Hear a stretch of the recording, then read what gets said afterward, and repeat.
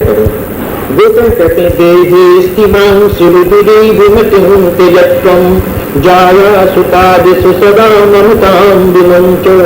पिताजी जो भी कल्याण कहते हो तो ये आत्मांश के शरीर से अहम भाव निकाल दो और उसके अनुयायी जितने भी जैसे घर स्त्री कुटुंबी संबंधी इनकी प्रति जो ममता है उसको तोड़ दो। अहम और मन दो ही बंधन है।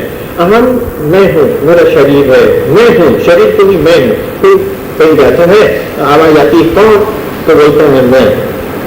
पर कभी विचार किया कि मैं क्या है? क्या सिर नाक कान हाथ पैर यही तो दिखता है ना।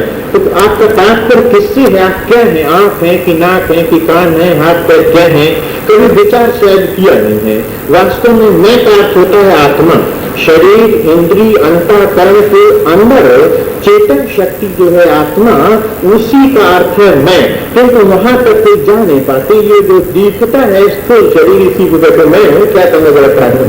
तो ये मैं को छोड़ दे यदि मनुष्य, और फिर तो क्या समझता है मेरी इतनी बड़ी कोठी है, मेरा इतना बैंक बैलेंस है, मेरा इतना हजारों नौकर चाकर है, ये जो मेरा पर लगा हुआ है ना, ये दूसरा बंधन है। मैं और मेरा, बस ये दो ही बंधन है। इसीलिए मैया यशोदा जब लाला कन्हैया को बांधने लगी ना तो 2 अंगुल रस्सी कम पड़ गई। इतनी रस्सियां जोड़ देंगी पर 2 अंगुल ही कम रही, 3 अंगुल नहीं, 1 अंगुल नहीं। तो क्यों? महात्मा लोगों ने बताया कि बस 2 चीजों का त्याग करना है, तभी भगवान बनेंगे। अहम और मन, इन 2 का त्याग कर दो, फिर भगवान आपको चाहे से बांध लो, इधर उधर के अपने आप बन जाएंगे। और जब तक अहम मन का त्याग नहीं करोगे तो चाहे सारे संसार की रस्सियां जोड़ दो, भगवान तो बनने वाले हैं नहीं, 2 अंगुल कमती रह गई। तो अहम मन का त्याग कर दो, आत्मदेव से कहते हैं गोकौली, और एकांत जाकर महाप्रभु की सेवा करो, उनके द्वारा सत्संग करो, चलो और उनकी सेवा करके और बस भगवान को प्राप्त कर जाओगे। उनके द्वारा उपदेश सुनकर आप मुझे एकांत चले गए और वहां जाकर जैसा बताया था बस भगवान के चरणों में मन को लगाकर श्रीमद् भागवत के 10वें स्कंद 90 अध्याय का नित्य पाठ करते थे और थोड़े दिन में भगवत गति को प्राप्त हुए। जब ये चले गए तो धुंधली जो इनकी माँ थी, धुंधकारी ने एक दिन उनको भी डांटा, अपनी माँ को। जो दुष्ट होते हैं माता पिता नहीं समझते कि मातृदेव भव पितृदेव भव, वेद में बताया है कि माता को देवता मानो। सबसे पहले किसको देवता मानो? बोले मातृदेव भव, माता को देवता मानो, तो उसने जन्म दिया। फिर दूसरे देवता कौन? बोले पितृदेव भव, फिर पिता को देवता मानो। और फिर बोले किसको? बोले अतिथि देव भव। इसके आगे बढ़ो, अतिथि को देवता मानो। अतिथि का सत्कार मत करो, जो आ जाए अपने दरवाजे पर आपसे जो भी बन सकता है उसका स्वागत करके आदर पूर्वक उसको। अतिथि का बड़ा महत्व है। उपनिषद में कथा आती है, कठोपनिषद में, नचिकेता 3 रात यमराज की पुरी में खड़े रहे दरवाजे पर, क्योंकि यमराज कहीं गए हुए थे। जब 3 दिन के बाद आए तो यमराज को पता चला कि एक ब्राह्मण बालक, ऋषि बालक 3 दिन से उपवास किए मेरे दरवाजे पर खड़ा है। तो सबसे पहले यमराज ने क्या करे? अतिथि नमस्या, बोले आप मेरे अतिथि हैं, मेरे पूज्य हैं, मेरे नमस्कार योग्य हैं, मैं आपकी क्या सेवा करूं? और आप 3 दिन से भूखे खड़े रहे, आपने क्या खाया 3 दिन में? यमराज पूछते हैं नचिकेता से, बोले 3 दिनों में आपने क्या खाया? तो नचिकेता बालक उत्तर देता है कि आपके पुण्य।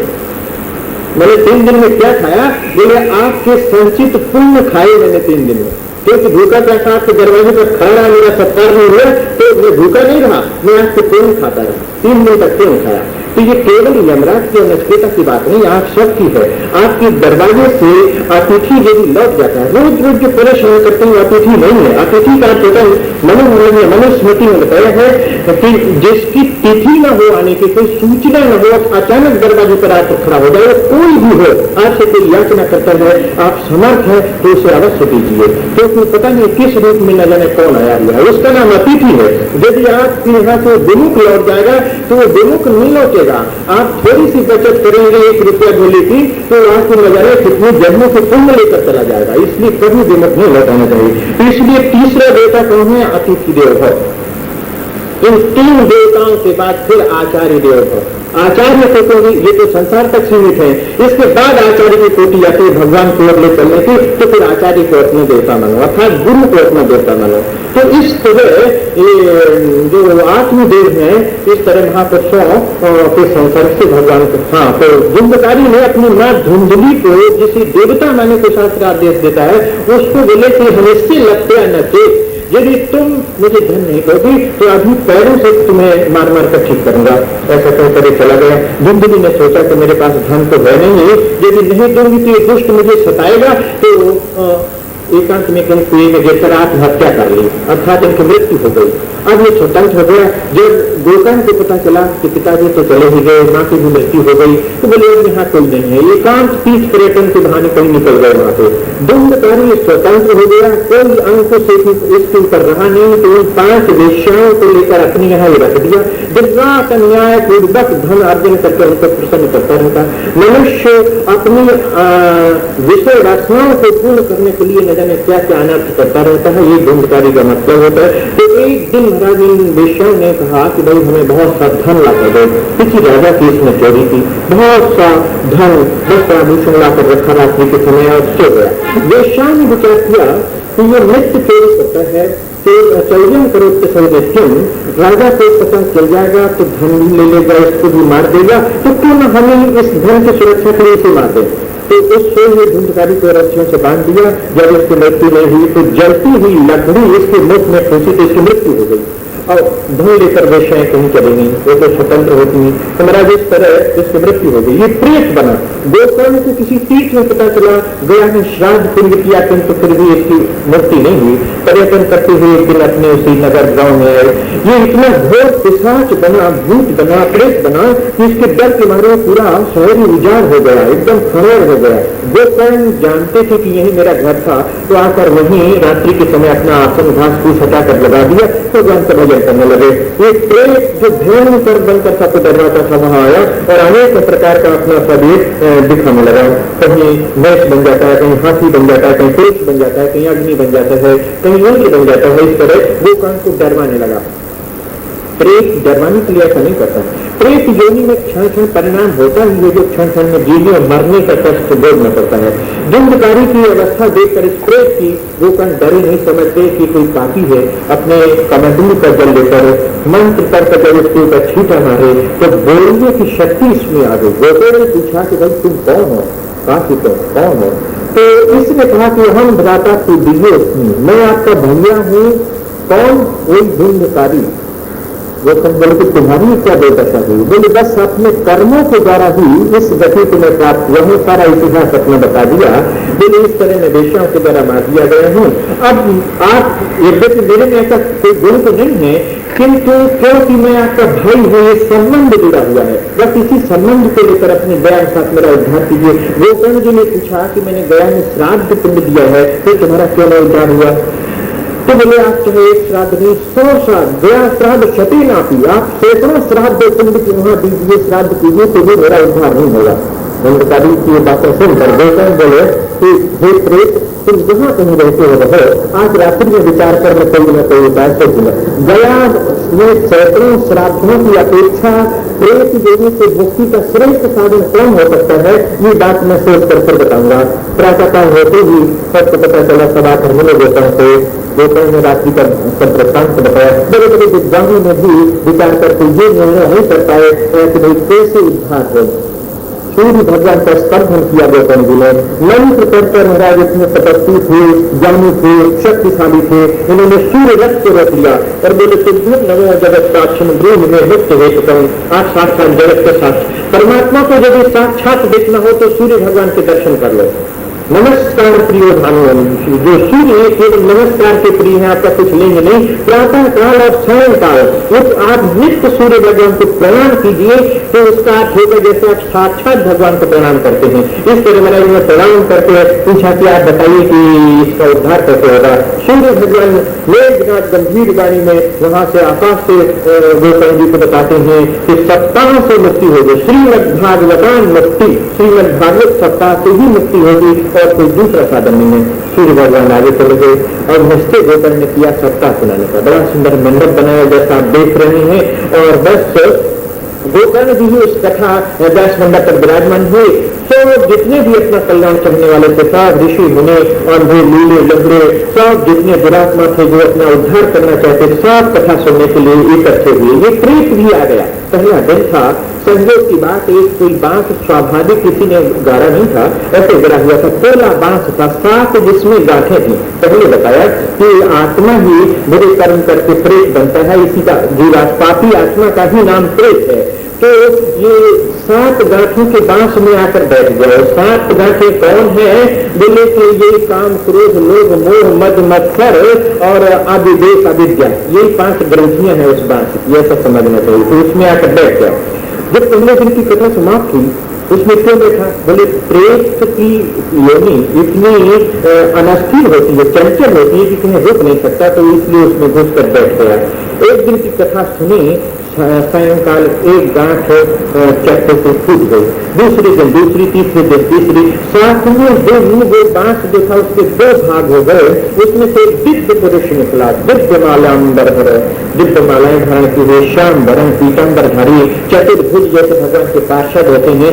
ऐसे ये प्रेत कथा श्रवण के प्रभाव से मुक्त होकर और दिव्य बनकर गोकर्ण जी को आकर प्रणाम किया और नमस्कार करके बोले कि भैया धन है, भाई हो तो आप जैसा हो, जो प्रेत योनि से मुझे मुक्त कर दिया। और ये भागवत की कथा भी धन्य है, धन्य भागवत वार्ता प्रेत क्रिया विनाशिनी, जो इतनी भयंकर इस पापी योनि पर प्रेत योनि से मुक्ति 7 दिन में दिला देती है। ऐसे श्रीमद् भागवत की कथा तो धन्य है जिससे कि मैं मुक्त हो गया। उस तरह श्रीमद् भागवत की महात्मा का वर्णन कर ही रहा था कि 7 दिन कथा सुनने से जड़ बांस की ग्रंथियां नष्ट हो जाती हैं, तो क्या चेतन की नहीं नष्ट होंगी? अवश्य नष्ट होंगी यदि एकाग्रचित्त होकर सुनेंगे। इस तरह ये महात्मा वर्णन कर ही रहा था कि इतने में ऊपर से विमान है, नंद सुनंदा भी लेकर आए, प्रणाम करके गोकर्ण को उस विमान में बैठने चले। गोकर्ण जी ने भगवत पार्षदों से पूछा कि कथा श्रवण में ये भेद कैसे उत्पन्न हो गया? सबने कथा सुनी तो सबके लिए विमान नहीं है, एक के लिए क्यों आया? भगवान क्यों नहीं भेदभाव करते? तो भगवान के पार्षदों ने बताया, बोले कि कथा श्रवण भेद से भेद उत्पन्न हुआ। इस प्रेत ने सुना है और मनन भी किया है, क्योंकि इन श्रोताओं ने केवल सुना है, मनन नहीं किया। बैठे और चलते हुए दुपट्टा झाड़ दिया और घर जैसे आए वैसे चले गए, कुछ ले नहीं गए, इसलिए इनका कल्याण नहीं, उनके लिए विमान नहीं आया। यदि अपना कल्याण चाहते हो, सबको मुक्ति चाहते हो, तो जिस तरह प्रेत ने श्रवण मनन किया है, इसी तरह सुनो, दूसरी बार कथा प्रारंभ करते तो सबको विमान आएगा। ऐसा ही किया गोकर्ण ने। दूसरी बार भगवान स्वयं 7वें दिन आए और सबको हृदय से लगाकर पार्षद बनाकर फिर धाम को चले गए। ये इतिहास केवल कथा ही नहीं है, ये बताना है कि द्वंद्वकारी जैसे प्रेत आत्माओं को भी मुक्ति श्रीमद् भागवत से मिल जाती है। ऐसे ऐसे पापी भी अपना कल्याण कर लेते हैं, ये बात बताई गई। श्रीमद् भागवत की विधि बताते हुए बताया कि पंडित को बुलाकर मुहूर्त पूछे, सुंदर का मुहूर्त जिसमें कोई विघ्न न आए, उस मुहूर्त में कथा का निश्चय करे और फिर 7 दिन के पहले ही सब जगह सबको आमंत्रण दे कि भाई 7 दिन तक में कथा होती है, सब अपना कल्याण करने के लिए इसमें भाग लो, जितना भी अवकाश है। बड़ी सुंदर विशाल पवित्र भूमि में सुंदर मंडप बनाना चाहिए, जैसा कि आप देख रहे हैं। और फिर 7 लोगों की कल्पना करे और देवता सेन आदि का पूजन करके श्रीमद् भागवत का पूजन करे, श्री सुख का पूजन करे। इस तरह ये सब पूजन करके भागवत से प्रार्थना करना चाहिए कि श्रीमद् भागवत के रूप में आप साक्षात श्री कृष्ण ही है, 7 दिन में मेरा उद्धार कीजिए, जैसे राजा परीक्षित का किया था कल्याण। इसी तरह सुख भगवान की वर्णना करते हुए प्रार्थना करनी चाहिए कि एक कथा प्रकाश है मदद ज्ञान विनाश है। इस कथा के प्रकाश से अर्थात उपदेश से मेरे हृदय का ज्ञान रूपी अंधकार नष्ट कीजिए। मैं आपको नमस्कार करता हूँ। इस तरह सुखदेव जी को प्रणाम करें और इसके बाद भगवान से भी प्रार्थना करें, बोले भगवान आप तो साक्षात दयालु सागर में अपने कर्म से बता हुआ जो मैं डूब रहा हूँ, आप करुणा निधि है, मेरा उद्धार कीजिए। इस तरह भगवान श्रीमद् भागवत और सुख इनका पूजन करके फिर 7 ऋषियों का पूजन करके सब मन से सभी वैष्णव मंत्र का आराधन करके और बस एकाग्रचित्त होकर आसन पर बैठ जाए और एकाग्रचित्त होकर कथा सुनाए। मध्य काल में थोड़ी देर से विराम करना चाहिए, दोपहर में, और आहार सूक्ष्म लेना चाहिए। उपवास करके सुन सकते हैं, फलहार करके सुन सकते हैं, एक बार प्रसाद पाकर सुन सकते हैं, ये बात बताई। अंत में कहते हैं कि आप अपने आहार का क्रम ऐसा, खाने पीने का ऐसा क्रम बना लीजिए जिसकी कथा में विघ्न न आवे। यदि उपवास करने से आपका मन उभरे रहता है रसोई घर की ओर, तो उपवास की कोई जरूरत नहीं है। फिर तो आप खूब अच्छी तरह प्रसाद पा लीजिए, पर इतना वक्त पाइए कि बैठने में फिर नींद आने लग जाए। बस तात्पर्य वहाँ आहार से नहीं है, निषिद्ध वस्तु का त्याग तो वैष्णव क्या होते ही जो भगवान के भक्त हैं, उन्हें वो तो पहले से कोई ऐसी चीज नहीं लेते हैं जो नहीं लेना चाहिए। तो इसलिए वो तो बताने की बात नहीं है, उनका विधियात्मक आहार होता है, सात्विक होता है। यहाँ बताना केवल ये है कि उपवास करके तथा सुनने का कोई बहुत बड़ा महत्व नहीं है और प्रसाद पाकर सुनने में कोई हानि नहीं है। तात्पर्य यह है कि सुख पूर्वक आप यहाँ बैठ कर तथा सुन सके, बस वे सात नियम बना लीजिए। पृथ्वी पर सोना चाहिए 7 दिन तक, ब्रह्मचर्य का पालन करना चाहिए, असत्य भाषण नहीं करना चाहिए, दुष्ट लोगों के संपर्क से बचे रहना चाहिए, किसी की निंदा स्तुति नहीं करना चाहिए इत्यादि। अपने एक तात्पर्य है कि इधर उधर से मन हटाकर, बिजली व्यापार से मन हटाकर बस भगवान में 7 दिन तक लगाए रहे। एकाग्र है, तो यही अर्थ होता है। तो 7 दिन तक इस प्रकार नियम से कथा सुनना चाहिए। यदि समर्थ हो, अंतिम में कहते हैं यदि गृहस्थ श्रोता हो, यजमान हो, तो उसे हवन कराना चाहिए। गायत्री मंत्र से भी करा सकता है, दशम स्कंद के श्लोकों से भी करा सकता है, या 12 अक्षर मंत्र नमो भगवते वासुदेवाय इस मंत्र से भी हवन करा सकता है यदि गृहस्थ बचता है। यदि विरक्त श्रोता हो, गृहस्थ श्रोता है, यदि विरक्त श्रोता हो तो वो केवल गीता पाठ और विष्णु सहस्त्र नाम का पाठ करा दे, हवन की कोई आवश्यकता नहीं है, ऐसी यहाँ विधि बताइए। यदि यजमान समर्थ है तो पलत्रमितम, 3 पल, एक पल नाम तोला का है, 3 तोले सोने का सिंहासन बनाकर उसमें श्रीमद्भागवत को रखकर पूजा करके आचार्य सुधीर दत्ता, आचार्य को यदि देता है तो भव बंधन से मुक्त हो जाता है। संताली को नई बात बताई, क्योंकि यहाँ एक बात लगा दी है कि यदि सत्तर चेत, यदि समर्थ हो तो पंडित लोग यजमानों को परेशान न करें, क्योंकि समर्थ होने की बात है। यदि 3 तोला आजकल बहुत महंगा हो गया ना सोना, तो हर यजमान नहीं दे सकता, इसलिए कोई बंधन नहीं है। यदि समर्थ हो कोई ऐसा करे, नहीं कोई बंधन नहीं है। तो इस तरह संकादिकों ने बताया कि 1200 स्कंध और 18,000 ग्रंथियों वाले श्लोकों वाले श्रीमद्भागवत को यदि इस तरह विधि के अनुसार 7 दिन तक मनोचित होकर श्रोता सुनता है तो बस भगवत प्राप्ति का अधिकारी बन जाता है। अब आप क्या सुनना चाहते हैं?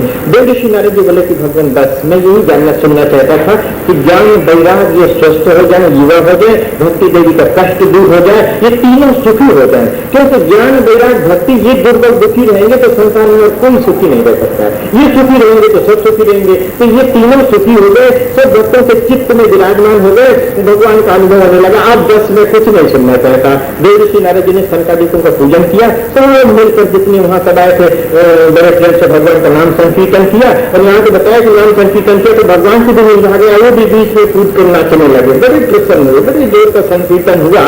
और सुखदेव जी भी प्रकट हुए, वेदव्यास पराशर आदि भी प्रकट हो गए, सब मृदंग ताल बजा बजा कर खूब संकीर्तन किया। और जब थोड़ा सा शांत वातावरण हुआ तो भगवान बोले कि मैं प्रसन्न हूँ, मेरे से वरदान मांगो। भक्तों से बोले तो बोले भगवान बस हम अभी जैसा कर रहे थे ना, इसी तरह आपको गुणान बात करें, नाम संकीर्तन करें और आप ऐसे प्रकट होकर हमें दर्शन देते रहें, इससे बड़ा कोई वरदान नहीं है। भगवान जी तथास्तु कहकर अंतर्हित हो गए। श्रीमद्भागवत तो श्री सुखदेव जी का शास्त्र है, तो अपने शास्त्र में ज्ञान वैराग्य भक्ति तीनों को स्थापित हो करके श्री सुखदेव जी तो दिव्य है, नंदनंदन स्वरूप है, ये भी भगवत गुणान बात करते हुए वहां से अंतर्हित हो गए। ये श्रीमद्भागवत की जो विधि है संक्षेप में बताई गई। राजा परीक्षित को श्री सुखदेव जी ने कब सुनाया, गोकर्ण जी ने धुंधकारी को कब सुनाया, सनकादिकों ने देवऋषि नारद जी को कब सुनाया, इन तीनों का काल यहाँ स्पष्ट करते हुए और सूत जी बोले सोनकादि ऋषियों से बोले इस प्रकार ज्ञान वैराग्य और भक्ति की स्थापना देवऋषि नारद जी ने श्रीमद्भागवत कथा के द्वारा की। तो ये हुई विधि। 7 दिन तक इसी विधि के अनुसार जो कथा सुनते हैं भगवान उनका कल्याण करते हैं। आज विधि ही सुनाने की, अब कल से जैसा कि आप जानते हैं प्रातः प्रारंभ कथा ठीक समय पर होगी और दूसरी समय का भी जो समय निर्धारित है वो ठीक समय से ही कथा प्रारंभ का व्यतिक्रम है। तो ऐसा मत सोचिए कि कल से भी ऐसे होगा। कल से निर्धारित समय पर नियम से कथा सुनने वालों को वहाँ उपस्थित रहना चाहिए। बोले भक्तवत्सल भगवान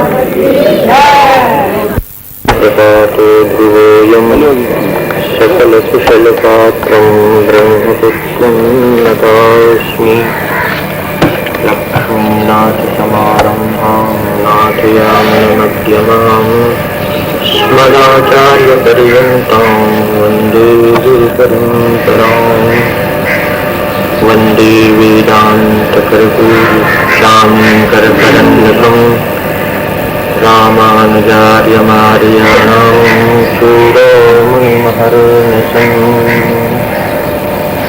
अज्ञानतिमिरान्धस्य ज्ञानाञ्जनशलाकया चक्षुरुन्मीलितं तस्मै श्रीगुरवे नमः। मेरे भक्तवत्सल भगवान की श्रीमद् भागवत महापुराण की कल श्रीमद् भागवत का महात्म बताया गया था। श्रीमद् भागवत क्या वस्तु है और उसके सुनने से क्या मिलता है, किस तरह सुनना चाहिए, ये बात कल सूत जी ने शौनक आदि ऋषियों से बताई थी। अब आज से 7 दिन पर्यंत साप्ताहिक क्रमानुसार श्रीमद् भागवत की कथा जो नियम से सुनने को बताया है वो सूत जी शौनक आदि ऋषियों को बता रहे हैं। किसी भी ग्रंथ के प्रारंभ में भगवान की वंदना ऋषियों ने की है।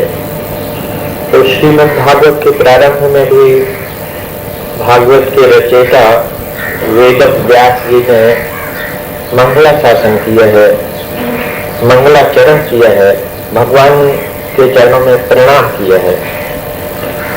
वेद व्यास जी कहते हैं कि हम अपने शिष्यों के सहित परम ब्रह्म पुरुषोत्तम भगवान को नमस्कार करते हैं। भगवान का नमस्कार इतना महत्वपूर्ण है, आप कुछ न करें, केवल भगवान को नमन करते रहें, प्रणाम करते रहें, तो आपके सारे पाप नष्ट होते रहेंगे और आप कल्याण के पात्र बन जाएंगे। एक बार भगवान को तन मन से प्रणाम जो किया जाता है उसकी तुलना अनेक यज्ञ नहीं कर पाते। हजारों यज्ञ करके जो फल प्राप्त होता है वो केवल एक बार भगवान को प्रणाम करने से मिल जाता है। अंतर इतना होता है कि बड़े बड़े अश्वमेध यज्ञों का फल उसका पुण्य परिणाम हुआ और पुण्य से स्वर्ग आदि लोक मिलते हैं। जब वो नष्ट हो जाता है पुण्य तो फिर मृत्यु लोक में जन्म लेना पड़ता है। किंतु भगवान को जो प्रणाम करते हैं अपुनर्भव है, उनका फिर जन्म नहीं होता। तो सहस्रों यज्ञों के फल की बराबर या कहना चाहिए उससे भी अधिक महत्वपूर्ण एक बार भगवान का प्रणाम करना है। यदि आप अनेक बार प्रणाम करेंगे तो कोटान कोट यज्ञों का फल सहज में प्राप्त करते रहेंगे। इसलिए मन से, इंद्रियों से और शरीर से भी प्रणाम करना चाहिए। कोई अपना कुटुंबी संबंधी रिश्तेदार आता है जिसको बड़ा समझते हैं तो बड़े प्रेम से झुककर उसके पैर पकड़ लेते हैं। तब जब मंदिर में जाते हैं तो जैसे वो मिलिट्री के सलूट किया करते हैं वो कर देते हैं। हाथ भी अच्छी तरह नहीं जोड़ पाते क्योंकि हो सकता है आजकल की सभ्यता न हो, ये नहीं होना चाहिए। अपनी पुरानी संस्कृति कहती है कि भगवान के मंदिर में जाकर साष्टांग प्रणाम करना चाहिए। साष्टांग का अर्थ होता है 8 अंग पृथ्वी से स्पर्शित हो जाए, सीधे डंडे की तरह गिरकर आप प्रणाम करेंगे, उस प्रणाम का महत्व है। ऐसा एक बार का प्रणाम भी करोड़ों यज्ञों का फल देने वाला होता है, उससे भी अधिक महत्वपूर्ण। तो वेदव्यास जी भगवान को प्रणाम करते हैं, बोले हम जो जगत की सबसे बड़ी शक्ति है उन परब्रह्म पुरुषोत्तम को प्रणाम करते हैं। वे कैसे हैं परमात्मा? बोले जन्माद्यस्य यथा, संपूर्ण ब्रह्मांडों की उत्पत्ति जिनसे होती है, अर्थात ये सृष्टि जिनसे होती है, जिनके द्वारा होती है और जिनके द्वारा इसका पालन होता है और जिनके द्वारा इसका विनाश होता है, ये तीनों काम जिससे हो वही परमात्मा है। यदि भगवान को आप जानना चाहें कि भगवान क्या वस्तु है, तो इस तरह आप समझ सकते हैं कि संसार की उत्पत्ति, स्थिति और संहार, ये तीनों कार्य जिस शक्ति द्वारा होते हैं वे ही परमात्मा है। तो ऐसे एक ही है, आज तक कोई दूसरा नहीं हो पाया जैसे ये तीनों कार्य हों। तो वेदव्यास जी कहते हैं कि हम उत्पत्ति, स्थिति, संहार के जो कारण परमात्मा है उनको नमस्कार करते हैं। आप सारे जीवन भर अपनी शक्ति लगाकर अधिक से अधिक करेंगे तो 10-20 मकान बना लेंगे, 10-5 फैक्ट्री लगा लेंगे, इतने कर सकते हैं, बाग बगीचा लगा लेंगे, पर किसी एक शहर को भी नहीं बना पाते हैं। पर परमात्मा इतनी बड़ी शक्ति है कि अनंत कोटि ब्रह्मांड एक क्षण मात्र में परमात्मा को नहीं, उनकी एक शक्ति बनाकर खड़ा कर देती है। जन्माद्यस्य यतः लौ निमेष भुवन निकाया रचे जासु अनुशासन माया। माया नाम की जो एक शक्ति भगवान की है, उसमें इतनी शक्ति है कि भगवान का आदेश संकेत पाते ही अनंत कोटि ब्रह्मांड बनाकर लौ निमेष मात्र में खड़ा कर देती है। तो भगवान कितने बड़े होंगे?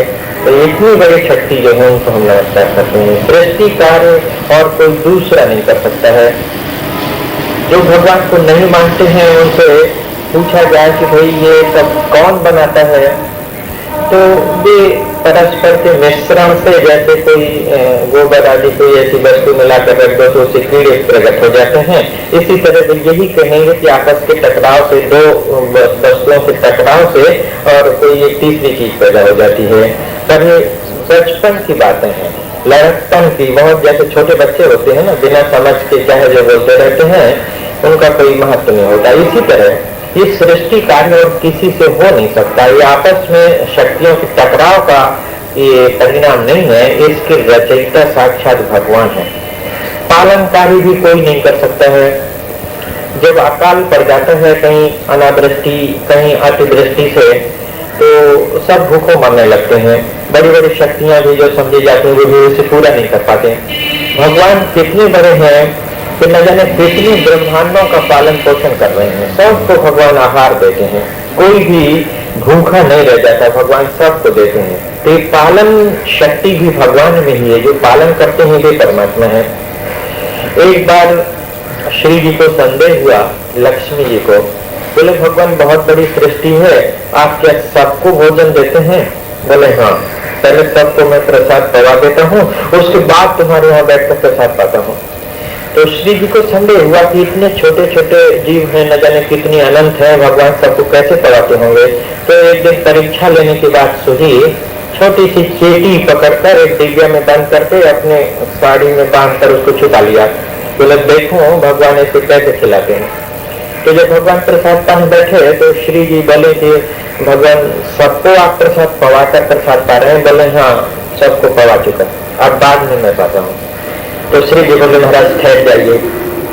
श्री जी को लगा था कि डिब्बिया में वहाँ कहाँ से कुछ मिलेगा, तो डिब्बिया जब खोली देखा तो एक छोटा सा चावल का टुकड़ा पड़ा था, उसमें अटूटी खा रही थी।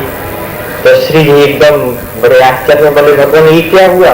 बोले बस ये मेरी बात है, ये नहीं बताऊंगा कि कब और कैसे हुआ, पर हुआ।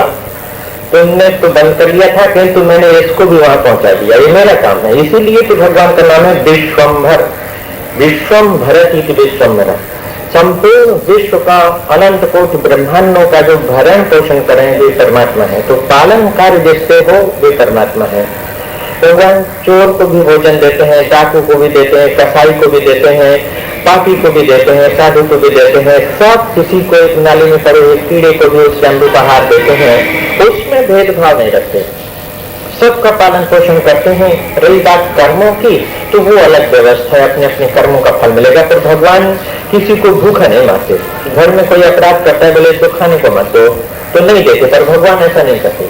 चोरी करने वाले को भी भगवान भोजन देते हैं, कसाई को भी भगवान भोजन देते हैं, ये भगवान का कार्य है। उसके कर्मों का फल वो भोगेगा, किंतु भगवान किसी को भूखा नहीं मारते। इसलिए भगवान का नाम है विश्वम्भर। तो सृष्टि और पालन और संहार जब भगवान की इच्छा नहीं होती तो सब अनंत कोटि ब्रह्मांडों को क्षण मात्र में नष्ट कर देते हैं, न जाने कहाँ विलीन हो जाते हैं।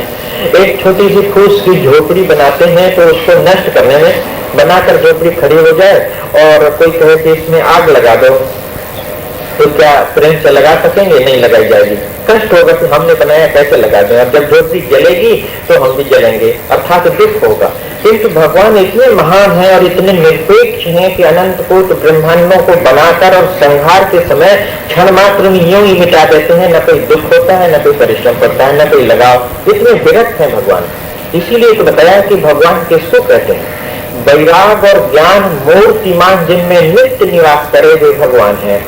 न कहीं भगवान का मोह है, न कहीं आसक्ति है, सब में, सबके अंदर रहते हुए भी सबसे अलग भगवान रहते हैं।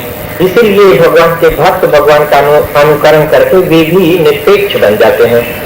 तो वेदांत जी कहते हैं कि ऐसे जो परमात्मा है, जिनसे उत्पत्ति स्थिति संहार होता है और संपूर्ण प्राणी मात्र के साथ जिनका संबंध है, कोई ऐसा देश नहीं, कोई ऐसा समय नहीं, कोई ऐसी वस्तु नहीं जिसमें भगवान न हो, जिसके साथ भगवान का न संबंध हो। कोई भी ये तीनों नहीं बता सकते। तीन ही वस्तु होती हैं, देश, काल और वस्तु। वस्तु में सब कुछ आ गया। तो इन तीनों का संबंध परमात्मा के साथ निरंतर होता है। जैसे संपूर्ण मणियां एक सूत्र में पिरोई होती हैं, अंदर सब मणियों के सूत्र का संबंध जुड़ा हुआ होता है। इसी तरह सूत्रे मणिगणायुः, सूत्र में मणियों की तरह भगवान का सबसे संबंध है। जड़ चेतन आत्मा जितना भी जगत है, सबके साथ भगवान का संबंध है। आप भगवान को भूल जाइए, किंतु इससे भगवान का संबंध नहीं मिट जाएगा। वे तो निरंतर आपसे जुड़े हुए हैं, कभी भी आपसे अलग नहीं है। ये बात दूसरी है कि आप उनका अस्तित्व नहीं मान रहे, और संबंध भगवान का पदार्थ मात्र से है। हर वस्तु से भगवान का संबंध है और इससे अलग भी है। सब में रहते हुए भी परमात्मा सब में अलग है। सबके भीतर रहते हुए भी सबसे बाहर है भगवान। यही विलक्षण बात है। आप यदि कमरे के अंदर बैठ जाएंगे तो कमरे के बाहर नहीं होंगे, किंतु बाहर होंगे तो अंदर नहीं होंगे। किंतु परमात्मा में दोनों बातें एक साथ रखते हैं। अंतः प्रविष्टा, सब प्राणी मात्र के अंदर भगवान बैठे हुए हैं और बहिष्ठ, बाहर भी भगवान है। सब जगह पूर्ण है, कभी भगवान में न्यूनता नहीं आती। हर देश, हर काल और हर वस्तु में पूर्ण भगवान स्थित है, विराजमान है। जीव मात्र के अंदर, हर एक जीव के अंदर अंतर्यामी रूप से भगवान स्वयं परिपूर्ण अपना जो स्वरूप है उससे विराजमान है। तभी तो वेद में बताया है, पूर्णमदः पूर्णमिदं पूर्णात् पूर्णमुदच्यते पूर्णस्य पूर्णमादाय पूर्णमेवावशिष्यते। परमात्मा हर समय पूर्ण है, पहले भी पूर्ण थे, अब भी पूर्ण है, आगे भी पूर्ण रहेंगे। अपना सब कुछ देकर भगवान पूर्ण रहते हैं, ना कुछ देकर भी पूर्ण रहते हैं। आदि में, मध्य में, अंत में सब जगह भगवान पूर्ण है। भगवान में अपूर्णता नहीं है। तो इस तरह जो सब प्राणियों के साथ है, अंदर है, सबसे बाहर है और सर्वज्ञ है, अभिज्ञ है। भगवान सर्वज्ञ है, सबके अंदर की बात भगवान जानते हैं। दूसरों से छुपाकर कोई कार्य कर सकते हैं, किंतु परमात्मा से छुपाकर कोई काम नहीं किया जा सकता, क्योंकि आपके अंदर है। आपके अंदर अंतर्यामी रूप से विराजमान है परमात्मा। आपके अंदर कोई भी बात जब उठती है, कोई भावनात्मक, जैसे वाणी से आप व्यक्त करना चाहते हैं, तो वाणी में आने के पहले ही अर्थात आपको स्वयं भी पता नहीं होता कि आप क्या कहना चाहते हैं, क्या सोचना चाहते हैं, कौन सी बात आपके अंदर मस्तिष्क में उपज रही है, उसकी पहले परमात्मा समझ जाते हैं। तो आपकी अपनी बात, आपकी अपेक्षा अधिक और पहले परमात्मा जानते हैं, इसलिए परमात्मा से कोई भी बात छुपाई नहीं जा सकती है। इसीलिए शास्त्रों में बताया है कि भगवान से कभी ऐसा मत सोचो कि हम उनसे छुपकर कोई कार्य कर रहे हैं। वे सब कुछ देख रहे हैं। आप भीतर बाहर छुपकर 7 ताले लगाकर अंदर बैठकर सोचिए कि कोई अब यहाँ नहीं देख रहा, तो परमात्मा तो अंदर बैठे हैं ना, इसलिए आपकी हर बात देख रहे हैं। इसीलिए शरीर, वाणी और मन द्वारा वही कार्य करना चाहिए जिससे देखकर परमात्मा प्रसन्न हो। कोई ऐसा असत कार्य, कोई निषिद्ध कार्य नहीं करना चाहिए जिससे देखकर परमात्मा को कष्ट हो कि मेरी संतान होकर एक अच्छा पिता ये कभी नहीं चाहेगा कि मेरा बालक चोरी करे, डाकू बन जाए, दूसरों को हिंसा करे, दूसरों का धन छीन कर ले। जो अच्छा पिता होगा, पुत्र का हित चाहने वाला, वो कभी नहीं चाहेगा कि मेरा पुत्र ऐसा हो। तो जब लौकिक पिता नहीं चाहता और जब यदि कोई ऐसा कार्य करता भी है पुत्र, तो पिता को देखकर क्लेश होता है, अशांति होती है, ग्लानि भी होती है कि मेरा पुत्र होकर, एक सम्राट का पुत्र होकर एक दुकान में जाकर यदि 10 रुपया की कोई चीज चुरा ले तो उसको कितनी ग्लानि होगी। कुछ दिन पहले की बात है, एक कोई मिलिट्री का ब्रिगेडियर उसकी पत्नी के साथ कोई मार्केट में कोई दुकान में कुछ खरीदने गए, तो साड़ी वाले की दुकान में जाकर देखा तो एक साड़ी छुपाकर ब्रिगेडियर की पत्नी ने कहीं थैली में अपने पर्स में रख ली।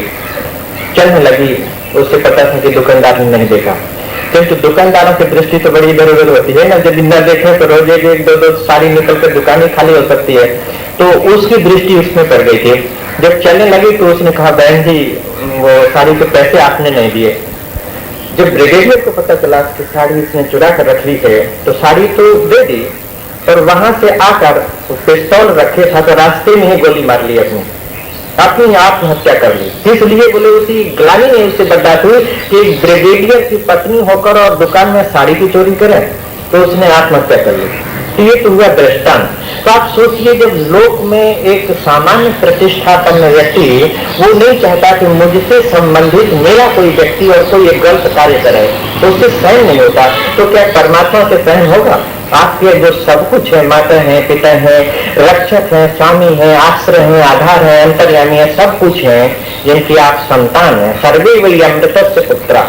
वेद में बताया है कि अमृत माने भगवान, अमृत स्वरूपी जो परमात्मा है उनकी ही सारी ये संतान है, सृष्टि है। सारी सृष्टि में जो भी है सब उनके ही संतान है, उनके ही पुत्र हैं। तो जब भगवान के आप पुत्र हैं तो कोई भी ऐसा कार्य करेंगे तो उन्हें अच्छा नहीं लगेगा। इसीलिए बताया कि शरीर, वाणी और अंतःकरण से कोई ऐसा कार्य मत कीजिए जिससे कि परमात्मा को कष्ट हो। जिस क्रिया को देखकर परमात्मा को प्रसन्नता हो वही कार्य कीजिए, तो परमात्मा हर क्षण आपको आशीर्वाद देंगे, अंदर से अपनापन दिखाएंगे, जिससे कि आपका कल्याण होगा। तो सर्वज्ञ, भगवान सर्वज्ञ हैं, कोई भी बातों से छुपाई नहीं जा सकती। स्वराट, स्वतंत्र है भगवान। वेदव्यास जी कहते हैं हम जिनको नमस्कार करते हैं वे कैसे हैं? बोले कि जो सर्वज्ञ है और स्वराट माने स्वतंत्र है। परमात्मा किसी के बंधन में नहीं है, किसी के परतंत्र नहीं है। जीव मात्र परतंत्र है, किंतु परमात्मा सदैव स्वतंत्र है। कोई ऐसी शक्ति नहीं जो परमात्मा को अपने नियंत्रण में कभी रख सके। हाँ, भक्त लोग अपने प्रेम से थोड़ा सा भगवान को बना लेते हैं कि भगवान भक्त जैसा चाहता है वैसा करते हैं, पर स्वरूप से नहीं। स्वरूप से तो भगवान सदैव स्वतंत्र है, परतंत्र नहीं है। जीव मात्र परतंत्र और परमात्मा स्वतंत्र। परमात्मा और आत्मा में यही अंतर है, आत्मा भी सदचिद आनंद अणु है और परमात्मा सदचिद आनंद घन है। परमात्मा स्वतंत्र और आत्मा परतंत्र, बस यही परमात्मा आत्मा में भेद है। वैसे ही अंशभूत होने के कारण जैसे समुद्र और समुद्र का एक बिंदु, जैसा स्वाद समुद्र की जल का है संपूर्ण जल का, वैसे एक बिंदु का भी है, किंतु अणु बृहत का अंतर है और स्वतंत्रता परतंत्रता का अंतर है। समुद्र एक बिंदु में नहीं खो जाता है, अपितु एक बूंद समुद्र में खो जाता है। समुद्र का अस्तित्व एक बिंदु में नहीं मिटता है, अपितु बिंदु का अस्तित्व समुद्र में जाकर खो जाता है, मिट जाता है। बस यही आत्मा परमात्मा की व्याख्या है। आत्मा सदैव परमात्मा से परतंत्र है, आत्मा का अस्तित्व परमात्मा से है, स्वतंत्र है, और परमात्मा का अस्तित्व स्वतंत्र है, स्वराट स्वयं प्रकाशवान भगवान है। स्वराट का अर्थ प्रकाश में भी होता है।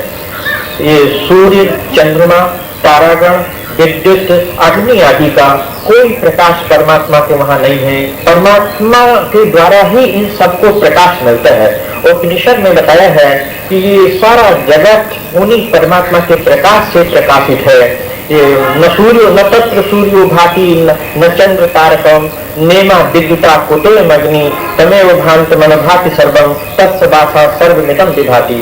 ये श्रुति में बताया कि सूर्य, चंद्रमा, अग्नि आदि का प्रकाश परमात्मा को आवश्यक नहीं है, अपितु परमात्मा के प्रकाश से ही ये प्रकाशित है। जगत प्रकाश प्रकाशक रामो, संपूर्ण जगत को भगवान ही प्रकाश देते हैं। सूर्य में प्रकाश कहाँ से आया? बोले परमात्मा से आया।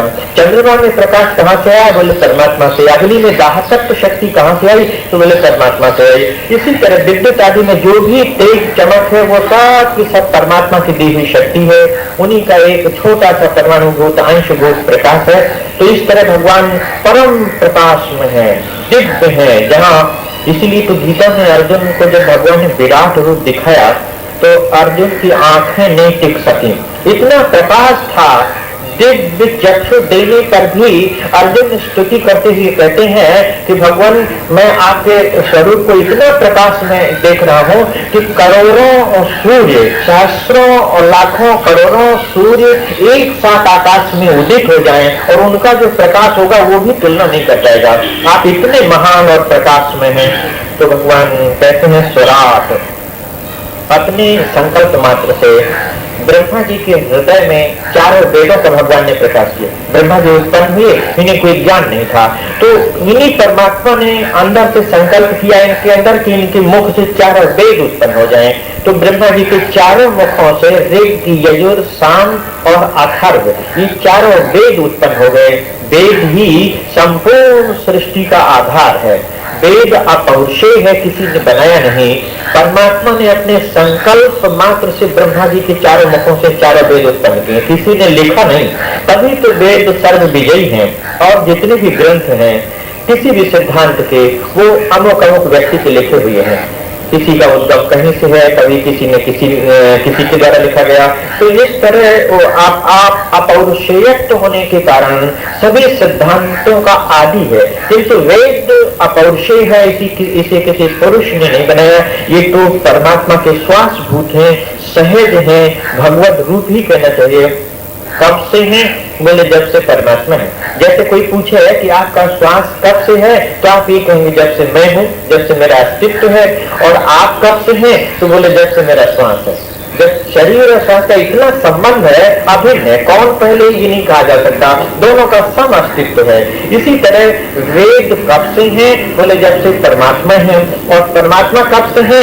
बोले जब से परमात्मा के श्वास रूपी वेद है। तो इसीलिए बताया कि वेदो नारायण साक्षात है। वेद क्या है? बोले साक्षात नारायण ही है, क्योंकि श्वास और अपने अस्तित्व में कोई अंतर नहीं है। तो इस तरह जिन्होंने संकल्प मात्र से चारों वेद ब्रह्मा जी के मुख से उत्पन्न किए, ऐसे जो परमात्मा है, अपने आप को वेदों का ज्ञान नहीं हो सकता था ब्रह्मा जी को। बड़े बड़े सूर्य लोग भी वेद के सिद्धांत में विभ्रमित हो जाते हैं।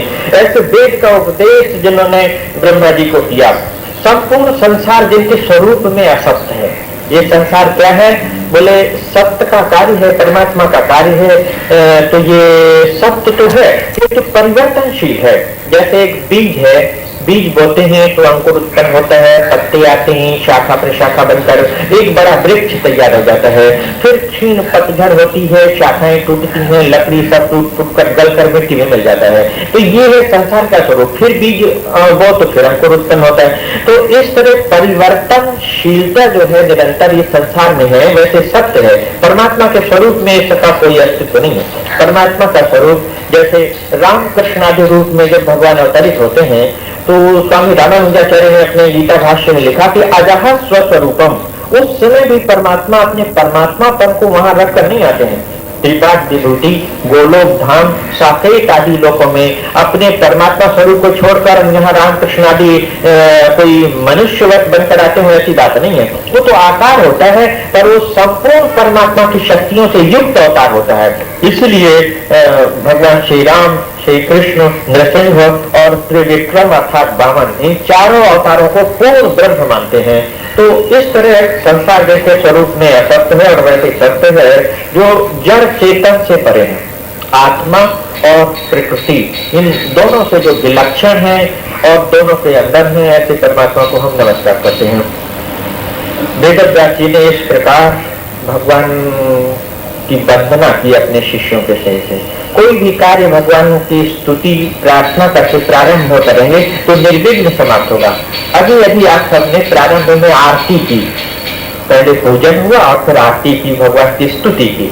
तो ये कोई एक नियम मात्र नहीं है। इसका अर्थ होता है कि हम आज जो कार्य कर रहे हैं इसमें कोई विघ्न ना आए। वो भगवान का जो मंगलाचरण है, भगवान की जो स्तुति है, भगवान की जो वंदना है, वो कोई भी विघ्न नहीं आने देगा, वो सब विघ्नों को दूर करेगा। मंगलाचरण का अर्थ ही होता है कि विघ्नों को नष्ट करना और कार्य में सफलता प्राप्त करना। इसलिए कोई भी धार्मिक कार्य करने से पहले भगवान को प्रणाम वंदना अवश्य करना चाहिए। तो वेदव्यास जी ने इस तरह भगवान को प्रणाम किया।